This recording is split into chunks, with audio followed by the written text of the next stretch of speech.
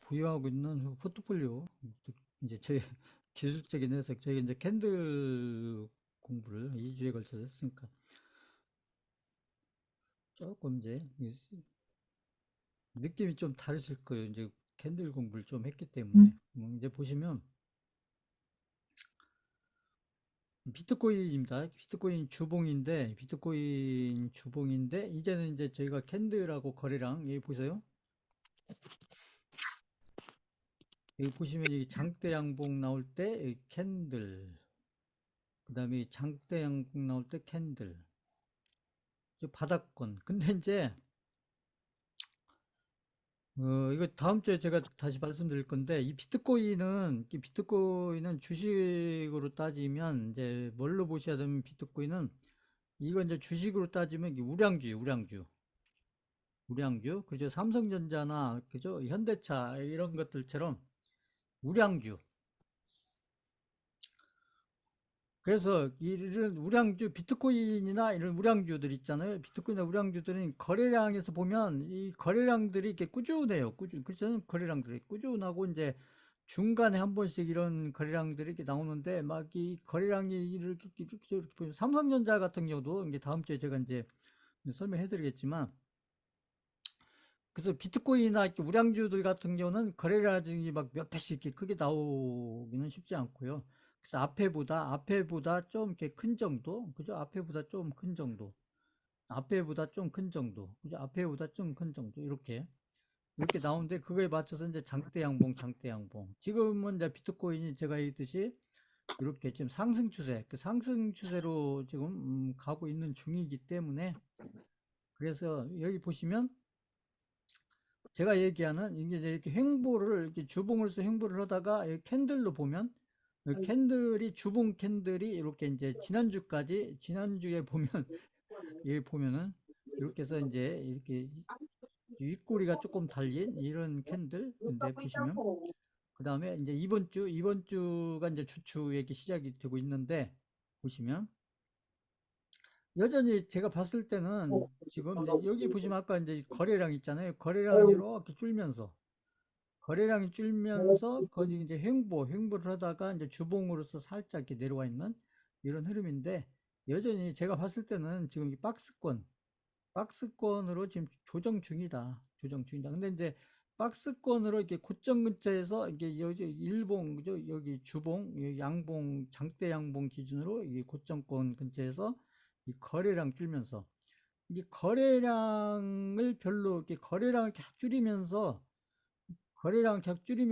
지금 여기에서 지금 조정을 하고 있다. 아까 얘기한 그런 캔들들 거치면서, 그래서 이제 조만간에 제가 봤을 때는 이제 어떤 방향성이 위로든 아래든 이렇게 나올 건데, 확률적으로 제가 봤을 때는 어떤 특별한 악재가 아니고는, 제가 봤을 때는 이게 상승 추세를 유지해 갈 가능성이 높다. 저는 그렇게 보고 있어요. 보면. 그래서 이제 보시면 이게 비트코인은 여전히 지금 이제 이 기간 조정입니다. 이 가격 조정은 크게 의미가 없고, 지금 비트코인은 여전히 주봉으로 보셨을 때 여전히 지금 기간 조정 중이다. 기간 조정 중. 이게 기간 조정 중이라는 건 뭐냐면, 어떤 가격에 크게 변화를 두지 않으면서 그냥 시간을 보내고 있다는 얘기. 시간을 보내고 있다 보시면 돼요. 근데 시간을 보내면서 이제 비트코인은 이제 큰 세력들 있잖아요. 그리고 비트코인은 여기 보시면 이제 비트코인이 이렇게 상승 추세로 이렇게 간다는 얘기는, 비트코인의 어떤 큰 세력이 비트코인의 작은 세력이 아니고, 어떤 큰 세력이 이제, 그죠? 우리 업비트가 어차피 바이낸스나 이런 쪽에 세력들 따라가니까, 결국은 그냥 가는 게 아니고 그런 흐름들에 맞춰서 이제 이런 추세 흐름이 만들어지기 때문에, 그래서 상승 추세 속으로 어떤 큰 세력들이 지금 이렇게 거의 그렇잖아요. 바닥 대비해서 이렇게 거의 한 2배 가까이 지금 끌어올린 상태에서, 그 다음에 여기에서 지금 이평선들 있잖아요. 이평선들에게 부딪히면서 지금 이제 기간 조정을 하는데, 결국 시간 지나면 방향이 정해지는데, 저는 이게 상승 추세로 갈 가능성이 높다. 이제 여기서 이제 어떤 각도로 가느냐가 문제인데, 그것을 이제 시간을 지내면서 이제 저희가 관찰을 하면 돼요. 앞으로. 그걸 예측 하는 게 아니고, 일단 저희는 이제 추세만 판단해 놓고, 그 다음에 일주일 이렇게 가는 것은 그 다음 주 어떻게 될 거냐, 그 다음 주 어떻게 될 거냐, 이걸 맞추는 게 아니고, 그 상승 추세를 계속 유지해 가는지 아닌지, 이런 것들을 보면서, 저희가 이제 비트코인 어차피 중장기로 가지고 가는 거니까, 그래서 이제 흐름만 이렇게 살펴보면서, 저희가 이제 비트코인을 보는 것은 저희가 이제 알트코인을 이렇게 이제, 알트코인을 가지고도 그 수익을 이렇게 매매를 통해서 해야 되기 때문에, 그래서 저희가 이제 비트코인의 흐름을 쭉 이렇게 이제 기술적으로 이렇게 살펴보면서 이제 알트코인들에 대한 어떤 판단을 하면서, 알트코인들의 저희가 가지고 있는 알트코인이나 앞으로 아니면 새로 이렇게 새로 이렇게 매매하게 될 이런 알트코인들에 대한 어떤 판단을, 저희 비트코인의 흐름에 대한 판단이 먼저 돼야, 그래야 알트코인들에 대한 어떤 판단을 확률이 높게 확률이 높게 판단을 해갈 수가 있기 때문에 비트코인의 흐름을 쭉 보는 겁니다.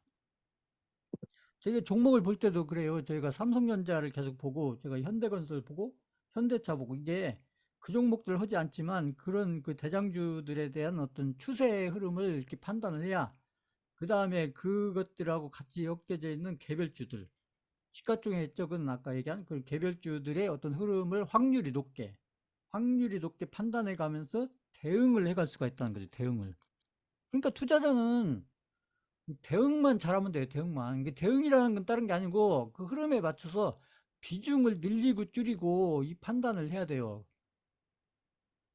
내가 계좌를 잘 관리해 가려면 흐름에 맞춰서 그 앞으로 그 미래 흐름이 어떤 흐름으로 갈 건지, 그 지난주에 제가 얘기했던 그 에코프로가 이제 주도주로서 계속 갈 건지, 아니면 이제 주도주로서 이제 시장에서 역할이 끝나가는지, 이런 판단들을 정확하게 확률적으로 해야 그 다음에 2차 전지와 관련해서 내가 비중을 늘려갈 건지 줄여갈 건지 이런 어떤 방향을 잡지 않겠어요.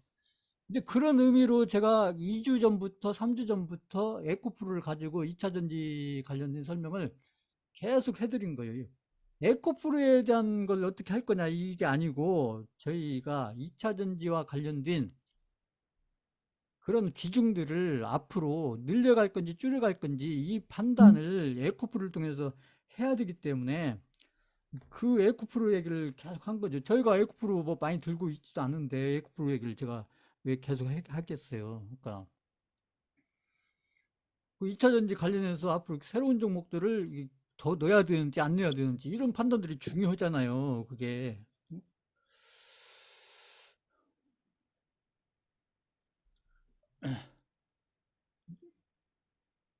원래는 이제 그런 것들을 이제 본인들이 하셔야 되는 건데, 이제 제 나름대로 판단을 통해서 수강생들한테 그런 어떤 방향 제시를 제가 하는 것이죠.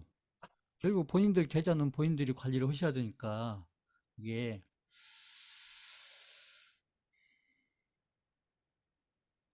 그 본인들 계좌를 관리 잘 하려면 어떤 기준을 가지고 해야 되지 않겠어요? 종목 몇 개 가지고 오는 게 아니고, 종목 몇 개, 흐름이 좋지 않고 앞으로 주도주로서 끝난 종목을 비중을 계속 늘려간다든지, 싸다고 생각하고 해서 물타기를 계속 한다든지, 음? 그러면 안 되는 것이죠, 그게. 음? 또 일부 유튜브에서는 또 그렇게 얘기하니까요. 그죠? 지금이 저점이니까 싸게 살 기회다. 응? 그렇게 얘기하는 유튜버들도 있잖아요. 이게 다 관점이 다르니까, 그게 누가 맞고 틀리고가 아니고, 관점이 다 다른데, 제 관점은 그렇다는 거죠. 2주, 3주 전부터 에코프로가 가지고 쭉 설명드린 것은 제 관점을 얘기한 거예요. 제 관점. 제 관점이 맞다 틀리다 얘기가 아니고, 저는 어떤 기준을 가지고 그 에코프로에 대한 판단을 이렇게 하고 있다.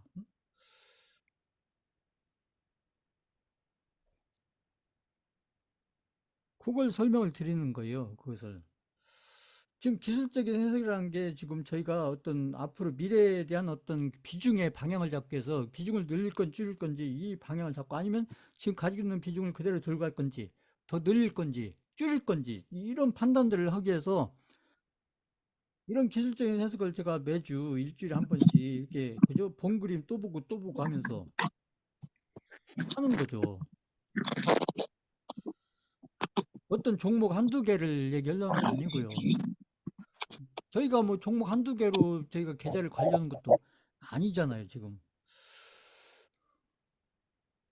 저희는 늘 얘기했듯이 저는 이제 포트폴리오로 계좌를 관리하고 있기 때문에 그 개별주들의 방향을 잡으려면 결국 주도주와 대장주 이런 것들의 변화가 어떻게 일어나는지 그런 것들 남들보다 빨리 판단해서 거기에 대한 대응을 순발력 있게 해가야 그래야 본인들 계좌가 나빠지지 않고 좋아지는 쪽으로 자꾸 간다는 얘기죠. 그게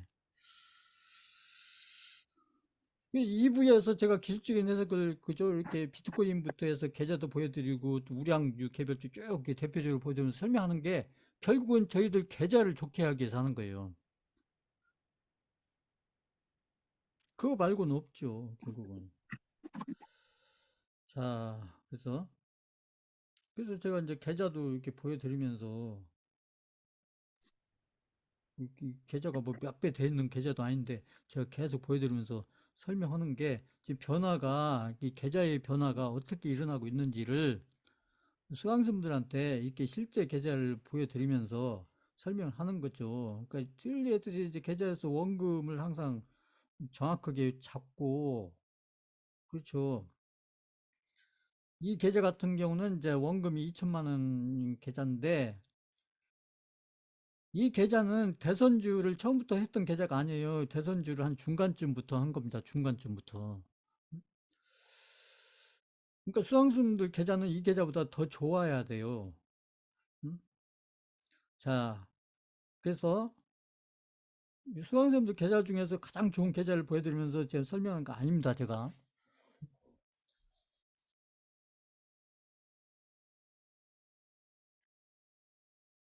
수강생들로 따지면 한 중간쯤, 그죠? 그러니까 아주 잘하는 사람하고 못하는 사람하고 한 중간쯤, 중간쯤에 해당되는 계좌를 보여드리면서 설명하는 거예요. 이 계좌가 조금 좋아졌잖아요. 그 계좌가 왜 좋아졌어요? 그 시장이 이제 조금 반등하면서 드디어 이제 건설주들이 슬슬 움직이기 시작하잖아요. 여러 가지 테마들하고 이렇게 연결이 되면서 이렇게 때가 온다니까요. 기다리면. 그 시장도 반등을 하고 그 건설주들도 이제 바닥권에서 이제 이렇게 이제 반등을 하기 시작하니까 그러니까 계좌가 좋아질 수밖에요. 이게 많이 좋아진 건 아니지만 그죠. 지난주보다는 일주일 전보다는 그래도 조금이라도 이렇게 좋아지는 쪽으로 이렇게 이제 변화가 일어난다. 결국 시장하고 그런 흐름들하고 이 계좌가 따로 놀지 않고 결국 시장의 흐름의 방향과 이 계좌의 흐름의 방향이 같은 방향으로 간다는 거죠. 그러니까 하락할 때도 같은 방향으로 가고 상승할 때도 같은 방향으로 가야 된다. 그러면 그 당연한 얘기 아니냐? 아니라니까요. 개인들 계좌는 보시면 관리가 잘 안 되고 있는 개인들 계좌는 시장이 올라가도 본인들 계좌는 별로 안 좋아지거나 더 나빠지는 경우가 많아요. 왜 그러냐면 포트폴리오가 잘못되어 있기 때문에 실제 그렇다니까요. 그게 시장은 지수는 올라가고 뭐 이렇게 또 좋은 종목도 올라가는 업종들도 있고 종목들도 막 나오는데 본인들 계좌는 그냥 제자리에 있거나 아니면 더 나빠지는 쪽으로 가거나 이런 경우가 거의 대부분입니다. 실제에서는. 근데 저희 수강생분들은 그런 계좌하면 안 된다는 얘기죠. 그걸 제가 계좌를 보여드리면서 설명드리려고 하는 게 그 부분인 거예요. 시장이 올라갈 때는 시장이 반등하거나 올라갈 때는 계좌도 그 시장 흐름에 맞춰서 반등을 하거나 상승을 하거나 이렇게 해야 된다는 거죠. 그래야 본인들 계좌에 있는 포트폴리오가 나름대로 의미가 있게 잘 짜져 있다. 이렇게 평가를 할 수가 있는 거예요.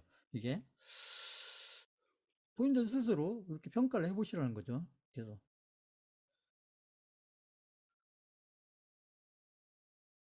종목 몇 개에만 집중하지 마시고 이렇게 해서 자,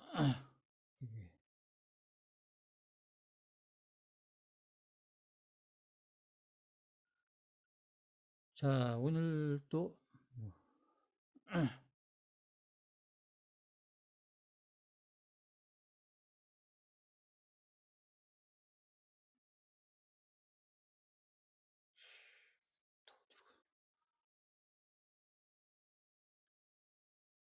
잠깐만요. 됐어.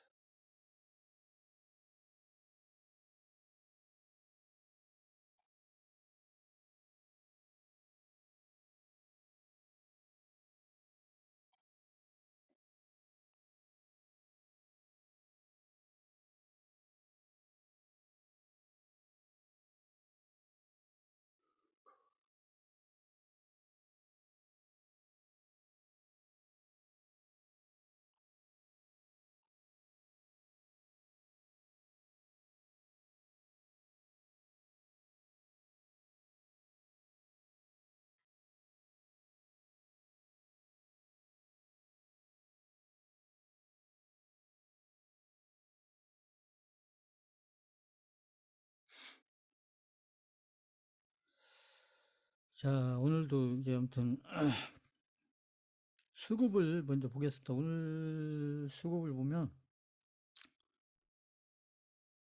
지금 이제 개인들이 많이 팔잖아요. 개인들이 왜 팔겠어요? 시장이 올라가니까. 그래서 개인들이 지금 코스피에서 거의 한 7천, 8천억을 팔았는데 이건 뭐 팔았냐? 이게 삼성전자 팔은 겁니다. 삼성전자.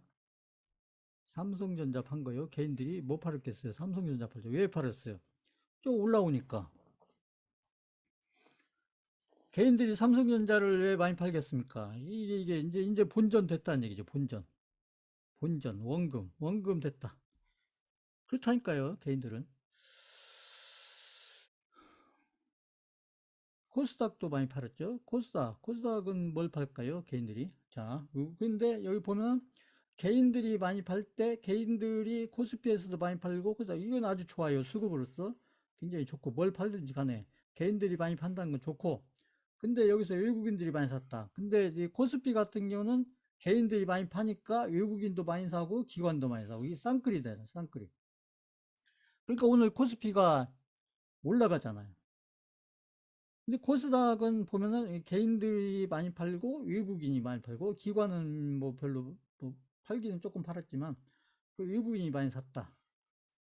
그럼 코스닥에서 외국인들이 어떤 업종을 많이 샀을 거냐 이 얘기죠. 그러면 외국인들이 코스닥에서 파는 건 뭐예요? 에코프루잖아요. 근데 외국인들이 코스닥에서 에코프루를 팔고 에코프루는 왜 팔아요? 수익 났으니까 팔죠. 다른 거 없어요. 수익이 많이 났으니까 파는 거고. 그럼 에코프루를 팔면서 외국인들이 코스닥에서 뭘 팔 거냐? 어떤 업종을 살 거냐? 그 흐름을 어떤 업종을 외국인들이 팔면서 어떤 업종을 사고 있느냐? 그걸 알아야죠. 자, 아무튼 그러고 있다. 수급에서는 아무튼 개인들이 많이 팔고 외국인들이 많이 사고 있고 코스피에서는 기관도 많이 사고 있고 이렇게 해서 지금 오늘 같은 수급은 아주 지금 좋은 수급이죠.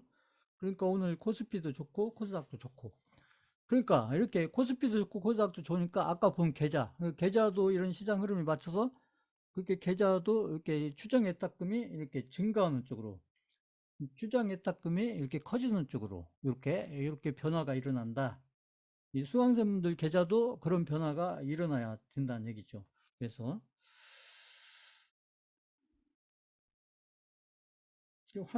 환율은 제가 계속 말씀드렸지만 보세요. 환율이 꺾이잖아요. 꺾이니까 꺾이는 게 아니고 여기 왔을 때 제가 고점 근처라고 했잖아요. 보면 그러니까 이렇게 꺾이니까가 아니고 여기 있을 때 이런 게 보여야 되는 거예요. 그러니까 이렇게 보일 수도 있고 이제 유튜브에서 얘기하는 분들 얘기하면 이렇게 가야 되잖아요. 이렇게 환율 가지고 막 얘기하시는 분들이면 이렇게 가야 되는데 그러니까 이렇게 갔으니까가 아니고 이렇게 있었을 때 그러니까 이렇게 갈 거라고 생각한 것도 그 투자자에서 어떤 관점이고 이렇게 내려갈 거라고 생각한 것도 이게 관점이에요. 상방으로 보는 관점이냐 하방으로 보는 관점이냐 근데 저는 계속 하방으로 관점을 잡고 있잖아요. 보면은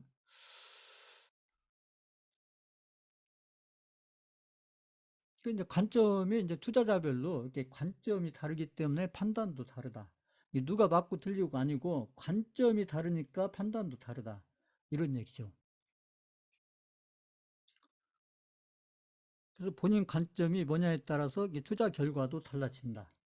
이런 얘기죠. 이 시간이 지나서 보면, 시간이 6개월, 1년 지나서 보면, 6개월 전, 1년 전에 내가 환율에 대해서 어떤 관점을 가지고 있었느냐, 시장에 대해서 어떤 관점을 가지고 있었느냐에 따라서 6개월 후, 1년 후에 내 계좌에서 투자 결과가 그 관점에 맞춰서 결과가 달라져 있기 때문에 결국 투자자는 이 투자에 대한 어떤 관점, 그 비유라고 죠. 관점이 중요해요. 관점. 근데 관점을 그냥 어떤 희망사항으로 관점을 가지면 안 되고 어떤 근거를 가지고서 관점을 가지는 게 중요하다는 얘기죠. 그래서 저희가 기술적인 해석을 한 이유가 그냥 희망사항으로 어떤 관점을 갖자 이게 아니고 이런 어떤 차트라든지 아까 얘기했잖아요. 캔들이라든지 거래량이라든지 이평선이라든지 그렇죠. 이러한 어떤 객관적인 어떤 그런 근거를 가지고 그리고서 어떤 그 관점을 객관적인 관점을 희망적인 관점이 아니고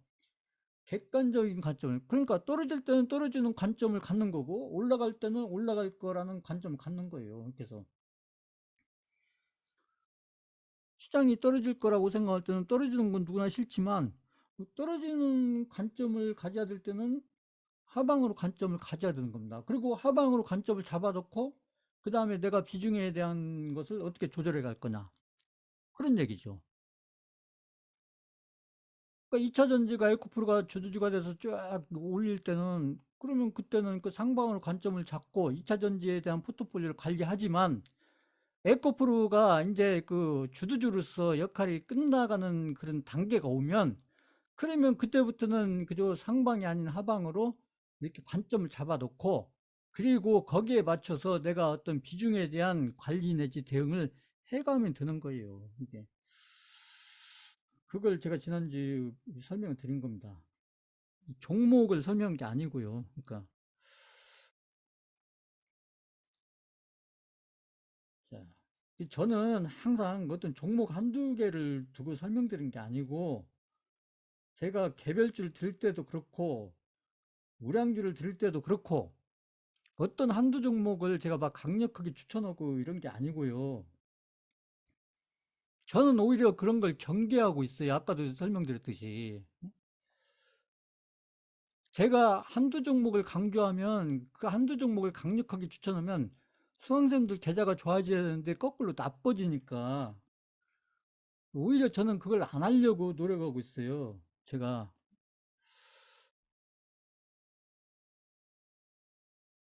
그렇게 좀 수강생들이 받아들이는 것이 앞으로도 좋지 않을까. 제가 여러 가지 이렇게 개별주든 우량주든 비트코인이든 알트코인이든 이렇게 설명을 할 때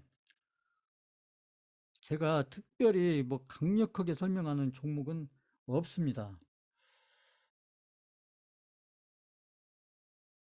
더군다나 2차 전지는 제가 바닥권도 아닐 때서 설명드리는데 제가 뭘 그잖아요. 바닥권에 있을 때는 제가 강력하게 얘기를 하죠.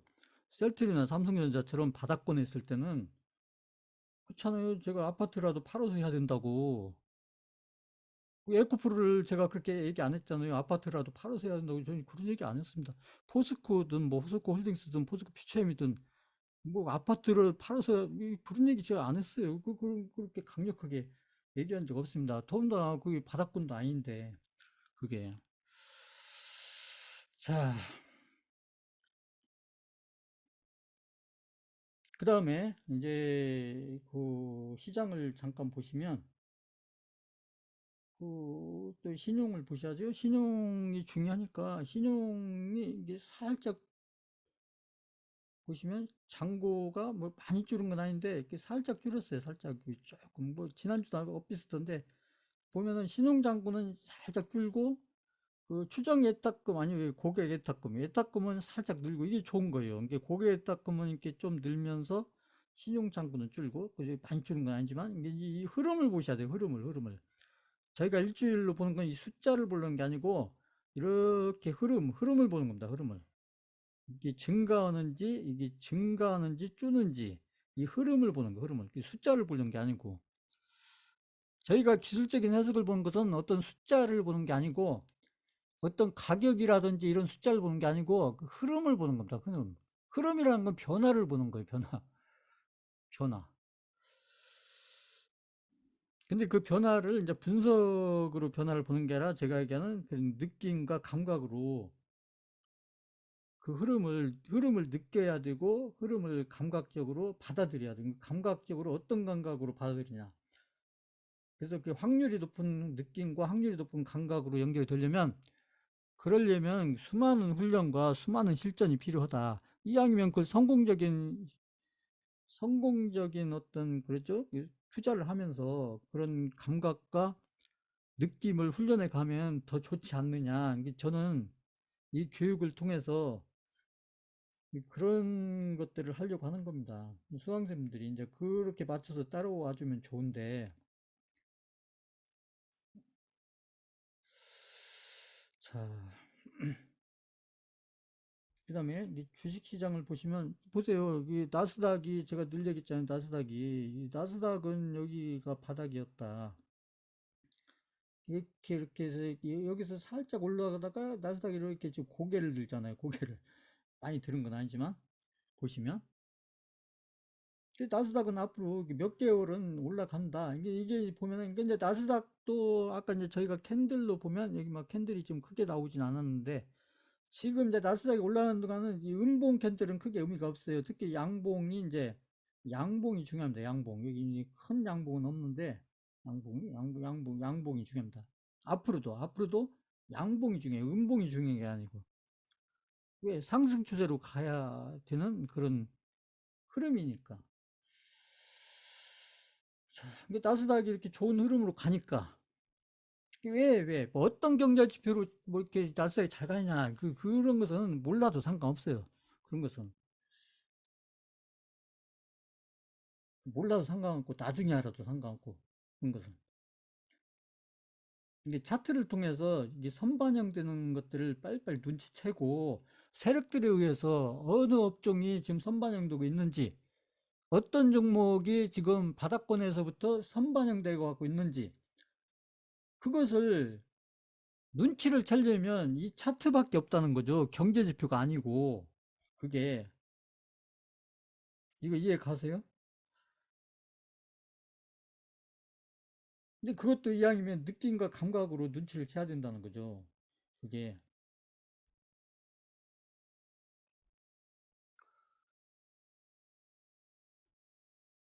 자, 이 보세요. 이 코스피가 이렇게 여기 갔다가 이렇게 조정을 받고 드디어 이렇게 좀 상승으로 가잖아요. 코스닥도 마찬가지죠. 여기서 그냥 이렇게 횡보를 쭉 하다가 살짝 그죠? 이게 에코프로가 내려오면서 이렇게 그죠? 이렇게 내려오다가 또 에코프로가 주두주로서 어느 정도 이제 그래서 이게 좋다고 했잖아요 제가. 에코프로가 주두주에서 빨리 벗어나야 그래야 시장이 좋아진다. 이 동안에는 이렇게 올라가는 동안도 그렇고 그죠? 그러니까 여기서 이렇게 올라가는 동안 코스피야 뭐 별로 올라가는 게 없지만 특히 코스닥이 이렇게 올라가는 동안도 그렇고 코스닥이 이렇게 내려오는 동안도 그렇고 이게 다 에코프로 속에 있었기 때문에 시장이 이렇게 꼬였다. 에코프로가 주주로서 이제 이 역할이 벗어나니까 시장이 이렇게 서서히 좋아지잖아요. 이 얘기를 제가 2, 3주 전부터 계속 했던 겁니다.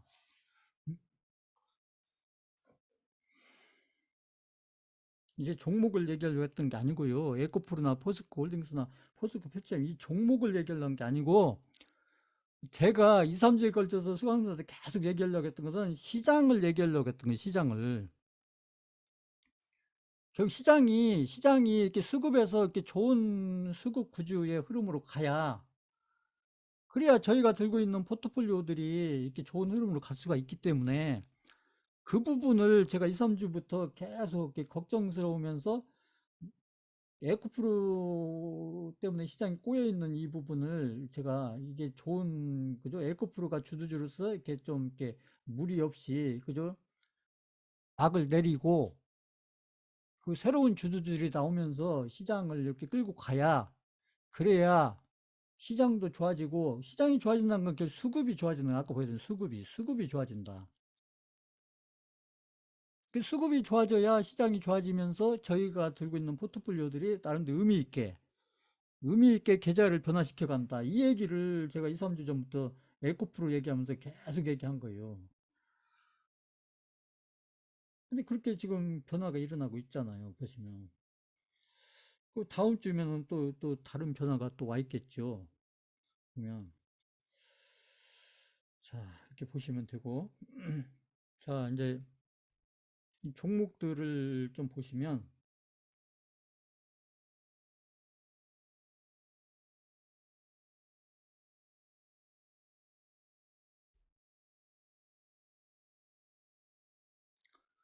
자, 삼성전자 보세요. 삼성전자.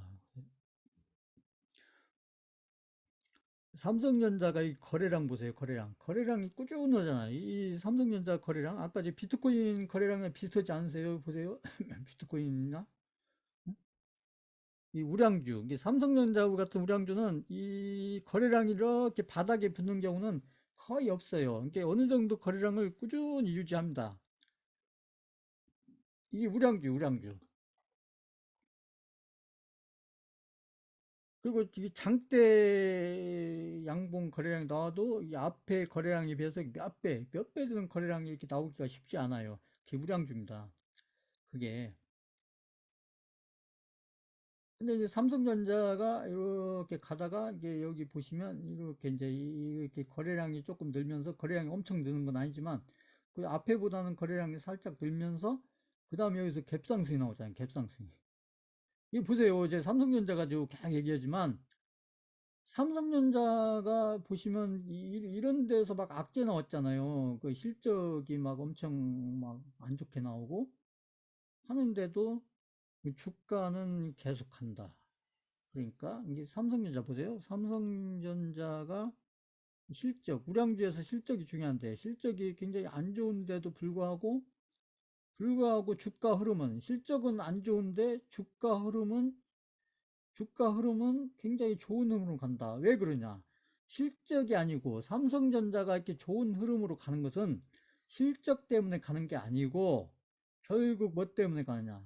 수급으로 가는 거예요. 수급으로. 수급. 제가 계속 보여드리는 수급. 누구 수급이요? 외국인의 수급. 그래서 이렇게 삼성전자가 오를 때 여기서 보면 보세요. 삼성전자가 이렇게 쫙 갭상승 갈 때 이때 보면 그리고 개인들이 많이 팔잖아요. 삼성전자를 많이 팔잖아요. 왜 팔았겠어요? 삼성전자를. 이게 이제 일봉인데요. 일봉인데 삼성전자를 이렇게 월봉으로 보시면 왜 팔았는지 답이 나오죠. 보세요. 삼성전자가 보세요. 여기 보시면 개인들이 어디서 많이 물렸겠어요? 여기서 많이 물리고. 그쵸? 그 다음에 개인들이 많이 물리는 데는 어디냐면 뻔해요. 여기서 많이 물리고 그 다음에 여기 반등할 때 여기서 많이 물리고. 그쵸? 그러면 개인들이 지금 여기서 많이 물려 있고 여기서 많이 물려 있고. 그럼 개인들이 여기서 샀거나 여기서 샀거나. 그래서 이렇게 내려와 있을 때 여기에서 이제 개인들이 계속 물타기 했지 않겠어요? 물타기? 여기서 산 걸 여기서 이제 단가를 낮춰놓고 이 단가를 낮춰놨기 때문에 그러니까 이렇게 이제 월봉으로 이렇게 올라가면 그러면 잘하면 이렇게 이제 본전 근처 오지 않겠어요? 본전 근처. 그쵸? 그러니까 고생은 이만큼 해놓고 이게 저기 보면 몇 년이에요? 보시면 여기 1년, 2년 있잖아요. 여기 1년, 2년, 그 2년 반, 2년 반 고생해가지고 겨우 자리야 원금 근처 빠져나오는 게 개인들이라니까 이게. 응? 그 개인들이 돈을 어떻게 벌어요? 응? 이 삼성전자가 개인들이 왜 돈을 벌 수 없는지를 잘 지금 보여드리고 있어요. 보시면. 그렇지만 아무튼 삼성전자는 이제 지금 이제 일봉으로 봤을 때 지금 좋은 흐름으로 계속 이어져 가고 있다.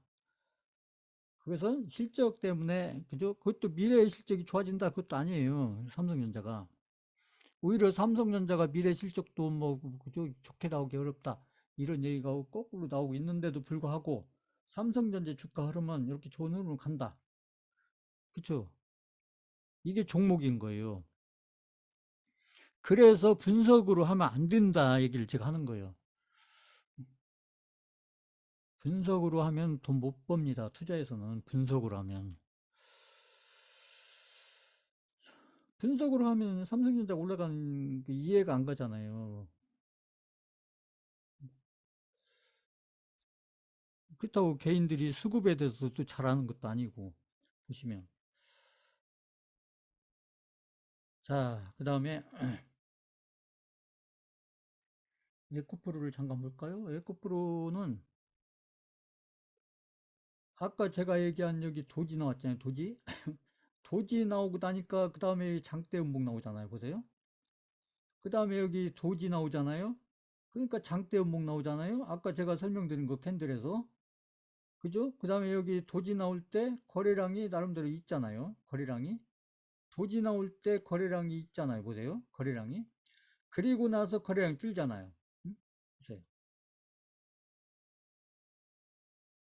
그러니까 에코프로 같은 경우는 이런 데서 지금 누가 많이 판 거예요? 이게 누가 많이 판 거예요? 외국인이 많이 판 거죠. 외국인이. 외국인이.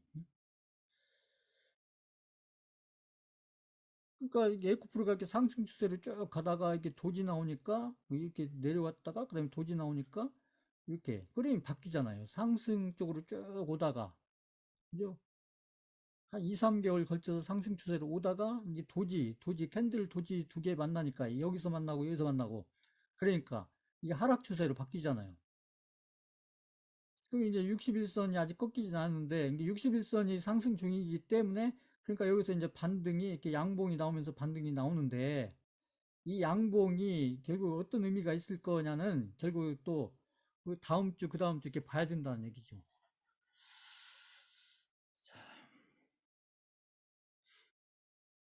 그래서 에코프로는 여기를 벗어나면서 여기를 벗어나면서 이제 이 시장에서 주도주로서 역할이 끝난 거예요. 여기 그러니까 이때부터 코스피 코스닥이 좋아지잖아요. 여기서부터 그렇잖아요.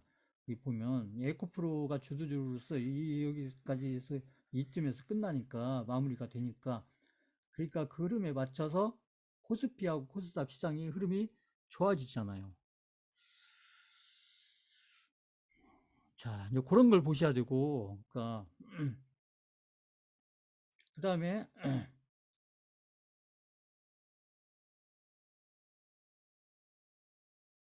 현대차.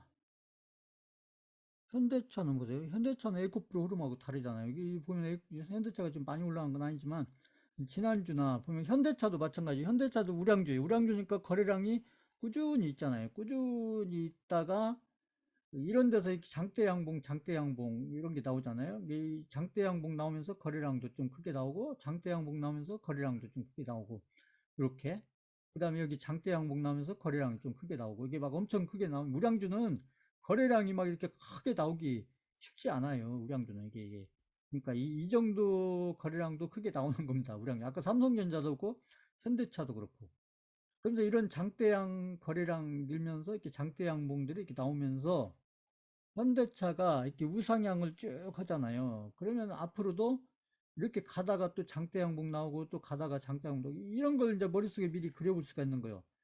그리고 거기에 맞춰서 여기 거래량도 좀 이렇게 크게 나오고 이런 생각을 해놓고 미래에 다음 주, 그 다음 주 아니면 다음 달, 그 다음 달 내가 생각하는 그런 그림대로 그림이 그려지는지 안 그려지는지 이런 것들을 한번 이렇게 살펴보는 거예요. 쭉 해서. 그러면 상당히 의미가 있잖아요. 이렇게 종목을 관리해가는 데 있어서 보면. 근데 그게 희망사항으로 하는 게 아니고, 희망사항으로 하는 게 아니고요. 이 경험치를 가지고 그런 그림을 그리는 것이죠. 그게. 그 다음에 현대건설 보세요. 현대건설도 현대건설도 이게 우량주니까 거래량이 이렇게 꾸준히 있잖아요. 꾸준히. 근데 이제 현대건설도 이제 이런 장대 양봉들이 나오면서 이 거래량이 그죠? 거래량이 이렇게 있잖아요. 장대 양봉 나오면서 거래량. 이게 좀 몇 달 전 보면 여기도 장대 양봉 나오면서 거래량. 그죠?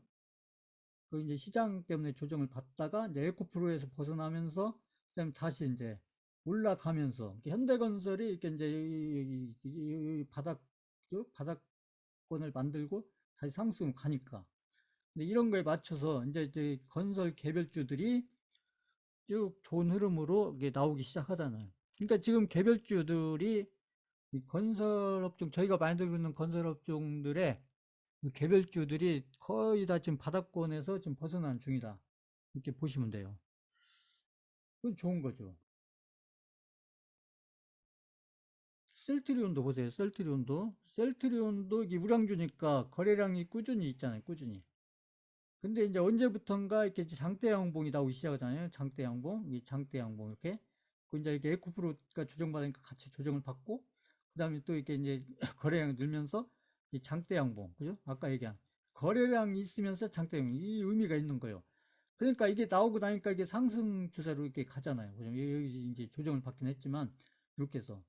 그러니까 셀트리온이 이렇게 이제 좋은 흐름으로 가니까 이게 제약바이오 또 개별주들이 이런 흐름들에 맞춰서 또 좋은 흐름으로 이렇게 연결되어 간다.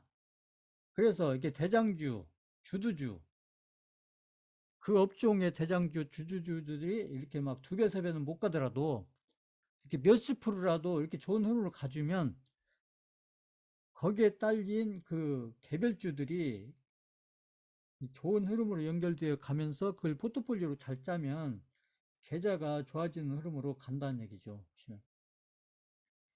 그 다음에 이제 개별주 중에서 보시면 이제 그 일성건설 보세요. 일성건설을 잠깐 보시면 일성건설 이 개별주로서 보세요. 이게 이제 일성건설 같은 게 지금 바닥권에 있는 거예요. 보시면 이게 지금 거래량이 쫙 보세요. 다르잖아요. 거래량이 아까 우량주하고 그죠? 이게 개별주는 이게 이 거래량이 막 바닥에 딱 붙어 있다가 그러다 갑자기 이렇게 이제 거래량이 엄청 크게 나온 건 아니지만 거래량이 이렇게 좀 여기보다는 엄청 큰 거죠. 그러면서 이렇게 이제 캔들이 이렇게 좀 장대양봉 비슷하게 나오면서 이평선하고 맞으니까 이 꼬리를 쫙 만들고 이렇게 나오는 것은 이게 바닥권에서 거래량이 이렇게 좀 크게 나오면서 아주 큰 건 아니지만 그러면서 이렇게 장대양봉이 나오면 이게 바로 이제 아까 제가 한 거예요. 이게 이제 앞으로 일성건설이 이게 이제 상승으로 간다는 것을 얘기해 주는 게 신호다. 이걸 제가 아까 캔들을 가지고 설명을 해드린 거고, 보시면. 그래서 지금 저희가 드리는 건설주들, 종목들이 지금 여기 보시면, 범양건영도 보실까요? 범양건영. 범양건영은 더 좋은 그림을 그리잖아요. 범양건영이 보시면 이렇게 거래량이 쫙 없다가 지금 보면 여기 드디어 이렇게 거래량이 여기에 대해서 이렇게 지금 엄청 크게 나온 거죠. 그러면서 이렇게 장대 양봉 만들고 또 거래량이 딱 줄었다가 이렇게 거래량 터지면서 또 여기 장대 양봉 만들고 그러니까 이게 상승으로 쫙 가잖아요. 그러다가 오늘 거래량 크게 나왔죠. 그러면서 여기 또 이렇게 장대 양봉 이평선 마주치니까 여기서 이제 꼬리를 달았는데 보시면 이게 매물대가 있으니까요. 여기 해서 그러면 이제 그쪽 이렇게 범양 건영이 앞으로 이제 여기서 이렇게 횡보할 건지 이렇게 갈 건지 이렇게 할 건지 그러면 이거 플러스 요거 그죠? 요 캔들 플러스 요것이 앞으로 범양 건영이 이 셋 중에 1, 2, 3 중에 어디로 갈 건지 요걸 얘기를 해준다는 것이죠. 이걸 그래서 어떤 종목을 가지고 그냥 내가 희망상으로 내가 들고 있으니까 올라갔으면 좋겠다. 이 어떤 근거를 가지고 상승인지 하락인지 이걸 판단을 해야지 희망사항으로만 하시면 안 되는데 저희는 이렇게 이제 캔들이라든지 거래량이라든지 이평선이라든지 이런 기술적인 근거를 가지고 그게 이 바닥권에서부터 또 올라갈 건지 내려갈 건지 그래서 범양건영이라든지 이게 남아토건이라든지 남아토건 네, 아까 보여드린 그런 종목들 보시면 이런 종목들이 왜 갑자기 이런 거래량이 터지면서 그 다음에 이제 이런 캔들들이 만들어지기 시작하나 그렇죠. 이게 그냥 만드는 게 아니고, 이게 지금 선반영 되는 거예요, 선반영. 선반영. 뭐가요? 지금 러시아 우크라이나 전쟁 문제라든지, 있잖아요. 지금 그죠? 러시아하고 우크라이나, 그죠? 우크라이나하고 우리하고, 그죠? 뭘 도와달라 얘기하잖아요, 보면. 물론 무기 쪽도 얘기하지만 그것보다는 이제 이렇게 그 앞으로 건설 쪽에 관련해서 그런 얘기도 하고, 그다음 이제 이런 종목들은 제가 얘기했듯이 또 이제 6월 말쯤이면 또 정치적인 어떤 뭔가 어떤 이벤트가 그죠? 어떤 인맥주하고 연결이 되면서 그런 것들이 선반영이 된다는 거죠. 선반영이. 그래서 이미 건설주 쪽에 현대건설부터 해가지고 이런 개별주들, 특히 저희가 들고 있는 개별주들 지금 다 볼 수는 없지만 몇 개 종목들을 보면 지금 이미 바닥권부터 이렇게 좋은 흐름으로 지금 캔들과 아무튼 이게 거래량을 이렇게 만들면서 그러면서 지금 좋은 흐름으로 바뀌기 때문에, 그래서 이제 드디어 지금 건설주 업종들이 좀 이렇게 상방으로 좀 좋은 흐름으로 가기 위한 그런 조건들이 만들어지면서 미래에 또 만들어질 거면서, 그러면서 그런 것들이 지금 일부 선반영돼 가는 것들이 지금 보면 이 차트 속에 기술적으로 이런 그림들을 통해서 지금 보여주고 있다. 그래서 이제 그런 것들을 보면서 이제 저희가 이제 계좌를 관리를 해가는 거예요. 계좌를 관리를 해가는데 이런 어떤 기술적인 어떤 근거들을 가지고 관리를 해가면서 포트폴리오에 변화를 주면서, 포트폴리오에서 이게 비중의 변화를 주면서, 그렇죠. 그러니까 지금 이게 바닥권이긴 하지만 이런 종목들이 이렇게 올라가는 이런 그림들 하고요. 이런 종목들이 바닥권이긴 하지만 지금 바닥권 이렇게 올라가는 거하고 아까 에코프로가 이렇게 쌍봉 만들고 이렇게 내려오는 요 그림하고, 그죠? 에코프로가 이렇게 쌍봉 만들고 이렇게 내려오는 이 그림하고, 이 바닥권이지만 이 범용관형 같은 종목이 이렇게 올라가는 이 그림이 다르잖아요. 그러니까 다르잖아요, 지금. 차트만 보더라도. 그러면 앞으로 우리가 이렇게 계좌를 좋게 만들려면 6개월 후, 1년 후, 2년 후에 좋게 만들려면 본인들 계좌에서 비중을 어느 쪽으로 비중을 늘리고 어느 쪽으로 비중을 줄일 건지, 이게 답이 기술적인 해석을 보면서 내가 비중을 어떻게 대응을 해가는 것이 1년 후, 2년 후 내 계좌를 좋게 만들어 놨을지, 이것을 내가 이런 것들을 판단하려면 그죠? 지금부터 주도주 역할을 하다가 꺾이는 그런 업종하고, 그 다음에 주도주 밖에 있다가 주도주에 들어가지도 못하고 저기 그죠, 변두리에 있다가, 그죠, 건설업종 같은 경우가 지금 주도주에서는 변두리에 있다가 그러면서 지금 바닥권에서 지금 이런 거래량과 캔들들 만들면서 이렇게 올라가고 있는 이런 그림들, 그렇잖아요. 저희야 이제 건설업종 이쪽으로 뭐 비중을 더 늘리고 할 필요는 없지만 보면 저희한테는 상당히 긍정적인 그런 신호 아니면 그런 어떤 기술적인 조건들이 만들어져 있기 때문에 이제 그런 것들을 이렇게 잘 보면서 이 본인들 계좌나 포트폴리오를 이렇게 시간을 두고 관리해 가면 결국은 나중에 시간 지나서 보면 본인들 계좌들이 시장도 이렇게 좋은 흐름으로 가고, 그다음에 업종들, 특히 저희가 많이 들고 있는 건설 업종들 흐름들이 이렇게 좋은 흐름으로 가게 되면, 그러면 나중에 시장도 좋아지면서 시장 흐름이 좋아진다는 거죠. 시장 흐름도 좋아지면서 본인들 그죠? 이게 저희 지금 비중으로 봐서 저희 계좌에서 포트폴리오로서 지금 건설 업종들의 비중이 많잖아요. 그러니까 그 비중이 많은 건설 업종들의 흐름이 좋은 흐름 가면, 그럼 본인들 계좌가 나중에 좋아져 있지 않겠어요? 이제 얼마만큼 좋아지느냐가 문제인데, 그죠? 그걸 더 좋게 만들려면 비중을 자꾸 그죠? 이렇게 흐름이 이렇게 아무튼 주도주에서 꺾여서 그런 쪽에서 앞으로 흐름이 좋아서 주도주는 아니더라도 아니면 주도 업종 비슷하게 갈 그런 업종 쪽으로, 그런 쪽으로 비중을 이렇게 조금씩이라도 이렇게 옮겨가야, 그래야 나중에 시간이 지났을 때 본인들 계좌가 좋아지겠지만 그것보다는 더 좋아져 있다, 이 얘기를 제가 자꾸 하는 거예요. 가만히 들고 있어도 좋아지겠지만 저는 이런 공부를 하는 것을 더 좋게 만들려고 하는 거잖아요. 그래서 제가 종목 교체나 이런 것들을 수강생들이 받아들이기 어려운 부분인데도 제가 자꾸 설명하는 것은 뭐냐면, 제가 봤을 때는 계좌를 그런 종목 교체나 이런 것들을 그런 타이밍에 맞춰서 이렇게 하면 계좌를 더 좋게 만들 수가 있다는 것이죠. 근데 이제 그게 이제 수강생들은 경험이 없으니까 그게 무슨 얘기야, 그죠? 그게 더 나빠질 수도 있는데 이렇게 생각하면서 이게 따라오기가 이제 쉽지 않은 부분이 있다는 걸 저도 알아요. 아는데 그래도 설명은 해야죠. 설명은. 그리고 또 일부는 또 따라오신 분들이 계시니까 해서 모든 수강생들이 다 못 따라온다고 생각하시면 안 돼요. 나는 못 따라가도 수강생 중에 또 몇 분은 따라간다. 제가 설명한 대로 그것도 생각을 하셔야 됩니다. 내가 못했으니까 다른 사람들도 다 못했을 거다 이렇게 생각하시면 안 돼요. 이제 그런 부분도 생각을 하셔야 되고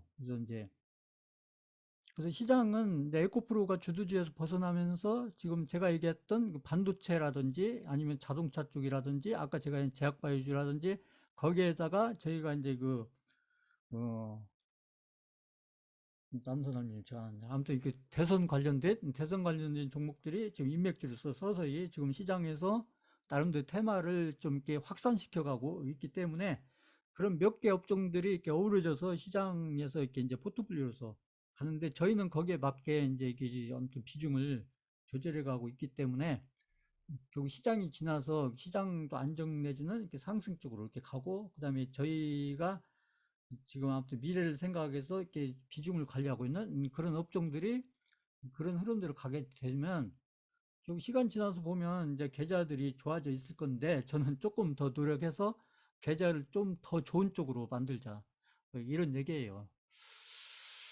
자, 이렇게 해서 오늘 강의는 이걸로 마치겠습니다.